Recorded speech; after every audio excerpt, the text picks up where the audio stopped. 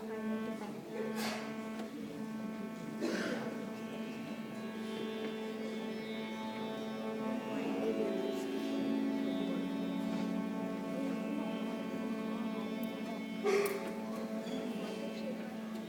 I have some light in the audience section?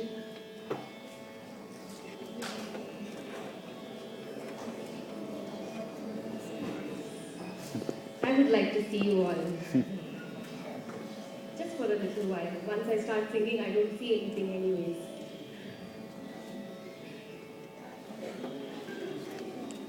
Namaskar and good evening to one and all. So today, theoretical chemistry meets arts. So, how many of you are first-time listeners to Hindustani here? Yeah. So that means quite a few of you have heard Hindustani. Okay. Before I begin, I was asked to do a lecture demonstration today for a session of 40 minutes. Lecture demonstration would actually interfere in the performance time. So I thought I'll give a brief introduction to Indian classical music for those of you being exposed to this today. Indian classical music has its origins in the Vedas, the ancient scriptures of the Hindus. And it is broadly classified as Carnatic classical music, which is the South Indian classical music, and the North Indian classical music is popularly known as Shastriya Sangeet or Hindustani classical music. Hindustani has two mainstream styles of presentation. First one being the Dhrupad, and the second and the most recent one being the Khyal, which I shall be presenting today. So before I go to Khyal, I will briefly go through Dhrupad. Dhrupad is the most ancient form of Hindustani music, basically devotional in theme and content. It follows a very strict, structured discipline and was sung in the temples and developed there in the kingdoms and the temples. It's been the most popular form of Hindustani till the last 2 centuries, where it gave birth to a more freer, vibrant form of music, which came to be known as Khyal. What does Khyal mean? Khyal is imagination, and it is derived from Arabic. Khyal basically offers the musician a wider and a more flexible scope for improvisation.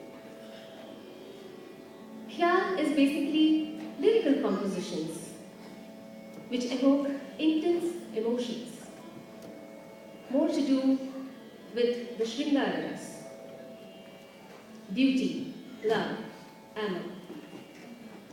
And Khyal compositions are called Bandish.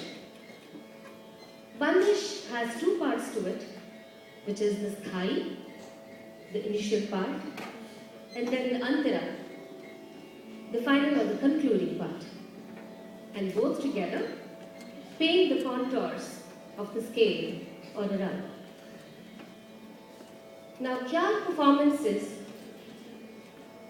are basically presented with the help of raga and tal. In Indian classical music, we have 12 notes or the 12 octaves, the melodic pattern of which becomes a raga. What is a tal? A tal is an element of time. I think we all live with the concept of time. We can't think of anything without respect to time. So tal is a cycle of beats which give the framework around which the khyal compositions are wrapped around and presented most meaningfully. Tal, in fact, creates an expectation in the listener as to what could be coming forth next. In a typical performance, khyal performance, there are two bandishes. One is the Bada Khyal or the Greater Khyal, which is normally slow in tempo, which paints the raga using the scale, and the Chota Khyal, which is slightly faster and more interesting, which kind of concludes the whole raga with a summary. Today, I shall be starting my performance with Rag Kalavati, a pentatonic scale which basically has 5 notes, which goes as Sa Ga Pa Dha Re Sa Re Dha Pa Da Pa Da Sa.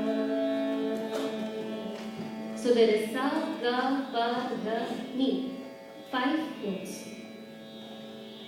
In this, I shall be presenting 2 back-to-back compositions. The first one being a traditional composition which goes as